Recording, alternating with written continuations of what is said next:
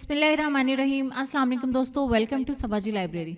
सबाजी library में एक बार फिर से ढेर सारा खुश आमदीद। मजीद वीडियोस देखने के लिए चैनल को सब्सक्राइब कर लें, साथ में बेल आइकन को प्रेस करें ताकि मजीद आने वाली वीडियोस के अपडेट्स आपको बिल्कुल फ्री में मिल सकें।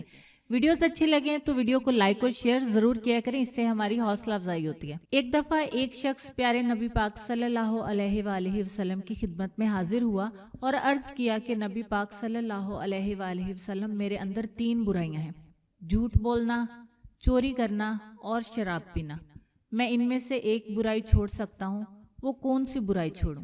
नबी पाक सल्लल्लाहु अलैहि वसल्लम ने फरमाया कि तुम झूठ बोलना छोड़ दो, क्योंकि झूठ तमाम बुराइयों की जड़ है। इस शख्स ने इस काम को बहुत आसान समझा और इसी वक्त झूठ बोलने से तौबा कर ली। जब रात हुई तो इस शख्स ने शराब पीने का सोचा, मगर फिर इसे ख्याल आया कि इसने झूठ बोलने से तौबा की है। सुबह नबी पाक सल्लल्लाहु अलैहि वसल्लम पूछेंगे तो सच बताना पड़ेगा और मैं बदनाम हो जाऊंगा। चलो शराब ही छोड़ देता हूँ। इसके बाद इसने सोचा चोरी की जाए, मगर फिर इसी ख्याल ने इसे चोरी करने से भी रोक दिया कि अगर सच बोलूंगा तो बदनाम भी होऊंगा और सजा भी मिलेगी, और अगर झूठ बोलूंगा तो नाफरमानी होगी।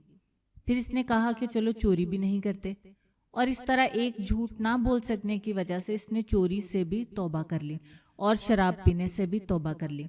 जब सुबह हुई तो वह नबी पाक सल्लल्लाहु अलैहि वसल्लम की खिदमत में हाजिर हुआ और कहा कि आपने मुझसे ऐसी चीज से तौबा करवाई है कि जितनी भी मुझ में बुरी आदतें थी सब खत्म हो गई हैं, और ये सब इस सच की बरकत से हुआ है और मैं भी नेक बन गया हूँ। अल्लाह पाक हम सबको सच बोलने की तौफीक अता फरमाए, नेक अमल करने की तौफीक अता फरमाए। आमीन सुम्मा आमीन।